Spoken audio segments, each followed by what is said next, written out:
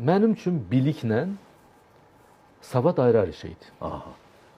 Məsələn, yenə də xatırlayıram, Tolstoy, qoca Tolstoy otururdu öz əsasına söykənib, deməli, arx axırdı, Yasnaya Polyanada və Gorki də gəlirdi, Peşkov, gəlirdi hərdən qocadan dərs almağa, nələrsə öyrənməyə. Otururdu onun dizinin yanında, yanaşı söhbət edirdilər. Onların diyaloqunda bir nüans var. Mənə başqa bir mənanı açdı. Ta şansı oxuduğum bir şeydir. Onlar söhbət edirlər. Birdən Tolstoy, qoca Tolstoy 80 yaşında, dünyanın hər tərəfini görmüş Tolstoy və yazmış. Tolstoy deyir ki, bu mujik. Mujik o vaxtı kənddə yaşayan adamlara deyirdilər. Çünki o vaxtı kəndləri bağışlayırlar da, bilirsiniz. Skokta duş, nə qədərsə can və yaxud da adam verilirdi, bəli.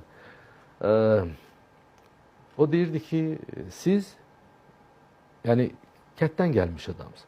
No u vas duşa umная. O demirdi, bu umный человек. O demirdi, siz ağıl. Deyirdi ki, sizin qəlbiniz ağıllıdır. Mənim üçün ağıl deyilən bir şey, intellekt deyilən bir şey qəlb göstəricisidir. Savad, adam tutara bilər bir neçə institut.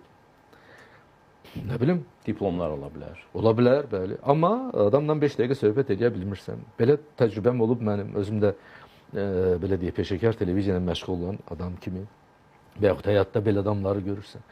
Ümumiyyətlə, savad və biliyi şükür olsun yaradana ki, mən özüm üçün seçdim. Savad və bilik fərqli şeylərdir. Bir də var ki, savadlı adam, yüksək savadlı, erudisiyalı adam həm də bilikli olur. Olursa əla olur. O biliyə gətirir yəni.